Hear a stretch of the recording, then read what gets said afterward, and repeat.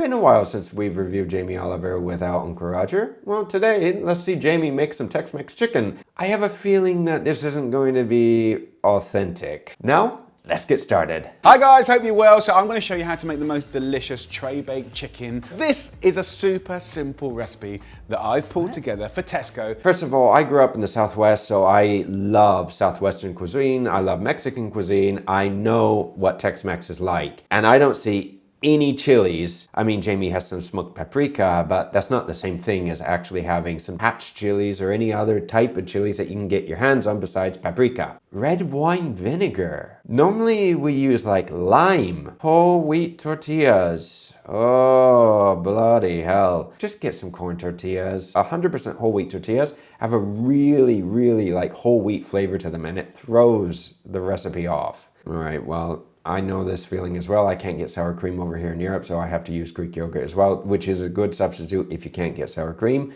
What is he going to be using the cherry tomatoes for? Is he going to be making like a little pico de gallo or a little salsa with this? I mean, you could. Is that baby Jim lettuce that he has down there? You use that for a salad. You don't use this for tacos. To help you lovely people get more veggies into your life, and I think you're gonna love it. We're gonna do tortillas. We've got beautiful sort of shredded chicken. It's a kind of Tex-Mex inspired dish, and it's a family favorite. It's a really easy go-to meal, and it all happens in one tray. This is not Tex-Mex inspired. I mean, I don't see any other ingredients. Normally in Tex-Mex cuisine, we use other spices like cumin as well. I don't see any. He's not using anything else other than paprika. And it's not one of those ingredients that's like difficult to get. I know Tesco sells it. I've been there. So what we're gonna do is kind of have a welcoming party of flavor. How are we gonna do it? We're gonna have a little bit of olive oil in there, and then about the same of red wine vinegar, and then we'll kiss it with a little bit of salt and pepper. Why am I getting a feeling like this is where Adam Ragusa learned how to cook? I usually don't season or flavor my steak. I flavor my cutting board. And then we've got the flavor that I love. About 2 teaspoons of smoked paprika goes in. That is what's gonna flavor this dish. Yeah, you know what else could also flavor this dish? Adding more than one spice to it. If you want to make it even a little more authentic, get some chipotles. Make a salsa out of it. That will help this. Put the tray forward. We're gonna go in with peeled onions that I'm just gonna quarter. What? And see these little petals like that? Just pull them off and they'll just be beautiful by the time the chicken's cooked. What? Look at the size of those onions. He's leaving them in quarters. But why so big? If you're going to be using this as a bite-sized thing, they're massive. If you're going to be making like fajitas or anything, you can julienne the onions. And then we've got the chicken. Now chicken thighs are just a brilliant cut of meat. They're so juicy and tender. So I'm gonna put the chicken in here like that. This is true. They are good. I mean, you can use chicken breast, but chicken thighs will hold up with cooking a lot better. And then I'm gonna use my hands. And then last but not least in this tray, cherry tomatoes, okay? I'm gonna put a pack of these cherry tomatoes in. That's basically 250 grams. And imagine all of this cooking. Yeah, I can imagine all this cooking, and he's not doing what he should be. What Jamie's doing right now is like a lazy man's version, think of Jack, on making tacos. He's using the cherry tomatoes to make the sauce. Instead of doing this with the cherry tomatoes, you can roast the vegetables on a separate tray and make like a nice roasted tomato salsa with this. This would be delicious. If you have some tomatillos, you can make also salsa verde. Right, it goes in the oven. I'm just gonna wash my hands. Okay, I'm gonna put this straight in the oven and we'll cook it for 45 minutes at 200 degrees Celsius.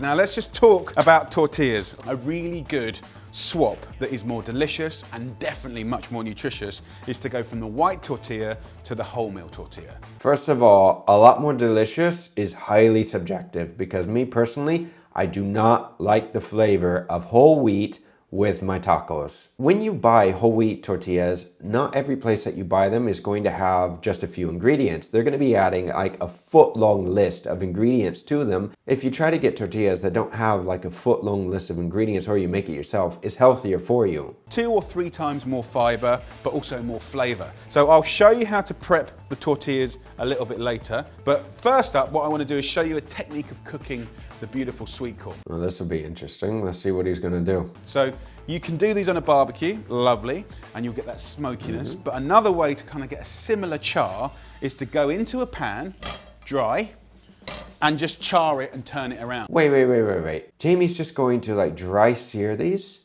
This is the same thing that Jamie was doing for his pad thai, wasn't he? Not only that, but Jamie has a gas burner right here. You can see this in his kitchen, no?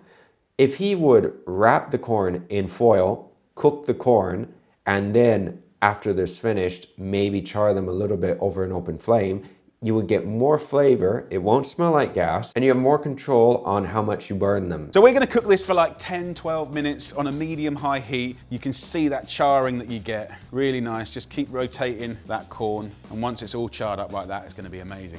What's also amazing is that you could parboil the corn before, and then if you want, get a little bit of color on them later on, but you have more control over it. So the chicken's had its time, the corn is getting nice and charred up. Let's talk about the crunchy bits, salad. So you can have fun with any salad you've got, but I've got the humble gem lettuce here. You can just have kind of big chunks if you want, or you can finely slice it, just so it's nice and delicate and really fine. So we've got our salad bit here. Salad. If any of you don't know what baby gem is, basically think of it as a miniature romaine. Instead of using this, use iceberg lettuce. Iceberg is much better, it gives you that nice crispy texture. We could take this corn on the cob and just have it whole, as we always do.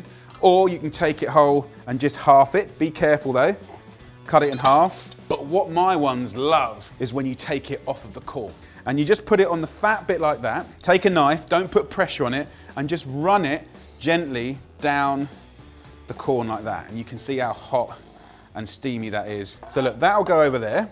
This isn't a taco salad. He's not making it. It's like he's taking little bits from this recipe, that recipe, and this recipe, and he's just merging them all together. Now next up, with the tortilla, we just want to warm them through.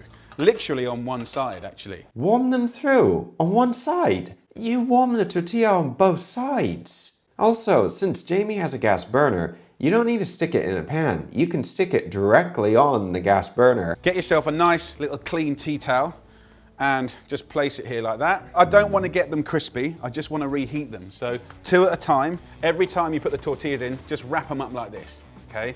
So that'll keep it nice and warm and steamy, but most importantly, flexible so you can wrap it up. We're halfway through the video, and this is the first correct thing that I have seen Jamie do. And it will be gorgeous. So look, the last 2 done in your little tea towel here. And then here, the tray bake. And the thing that I love about tray bakes is that everything cooking together. The smokiness, the sweetness, I can smell it all. It's really beautiful. What is that? So what we want to do is get 2 forks. What is and then that? basically just... No. That does not look like Tex-Mex. I can guarantee you right now, because I have made a lot of Mexican, Tex-Mex, and Southwestern cuisine in my life, that this does not taste anywhere near authentic. Pull apart that chicken. Can you see how tender that is? The sweetness from the tomatoes and the onions with that spice of the smoked paprika, which is such a great seasoning to have in your home. Get all the sticky bits from around the edge of the tray, and you can serve this in the middle of the table. Right, so the one spice that we added to this dish, the one, no cumin, no other spices, just one, is the most delicious and tasty spice to make this authentic Tex-Mex. No, it's not. So it's like beautiful, organized chaos. Now, the only thing I love to do is just have a little bit of yogurt, a nice little pinch maybe of the smoked paprika, just to kind of give it a little bit of a vibe. To give the yogurt a bit of a vibe? What, are you gonna take the yogurt clubbing? An optional extra as well, lemon or lime. No. Lemons, no. For the majority of the salsas and for everything else, limes are very common. You want lime. Lemon and lime do not taste the same. And that's it. Easy to put together, easy to cook, and then easy to serve, and it's a real crowd pleaser. For kids or adults, it's happy days. When I was working in Lyon, we had a banquet. It was a Mexican banquet. It was for about 100 people. My French chef had never been to Mexico, he'd never been to America. He made some taco meat, but he added the beans to the ground meat. Now, when I saw this, I was kind of like freaking out a little bit. He told me, he said, "James, don't worry. These people are not Mexican, they're French, they don't know the difference, so if we have another banquet with Mexicans, I'll let you cook it." But at the end of the day, this is what it is. This is ignorance. This is the strangest Tex-Mex I have ever seen. And look at the size of the onions. They're big enough to wrap the chicken in. You don't even need the tortillas. I love just to kind of line up those sweet Oh onions my first. gosh. The gorgeous crushed tomato and chicken. Look at that. A sprinkle of the beautiful sweet Oh, corn with and a bloody little bit corn of on that top of crunchy. it. Come on. What type of twisted taco is this? And just that kind of nice refreshment of a little bit of yogurt if you wish. And if you want, a squeeze of lime. Roll it up. What I love about that is it's fun, That's it. but the juiciness That's it. and the depth of flavor from No the curry cilantro. is phenomenal. He didn't even add cheese to this. I mean, you can add cheese. It's actually quite nice to add a nice cheese with it. No other spices, no pico de gallo, no guacamole, no other sauces, nothing. Seriously? What the f? So come on guys, for you and whoever you're gonna share this with, get down to Tesco, get the ingredients, have a little cook up, you won't regret it. Enjoy. Why do I get the feeling this is kind of like when you go to a used car lot, that they really try to sell you something? Don't believe what he's saying. And whoever picked the ingredients to make this at Tesco's should be sacked. Tesco's sells other spices. I've been to Tesco's. I've shopped in Tesco's. The only reason why Jamie didn't call this authentic Mexican was to protect himself probably after the paella and all the other incidents, so he called it Tex-Mex. The thing is, I don't think that he understands is that even Tex-Mex in the US is its own cuisine. So, I don't know. But this is definitely not Tex-Mex. Don't forget to hit the like button and subscribe to the channel if you haven't done so already. Until then, take care.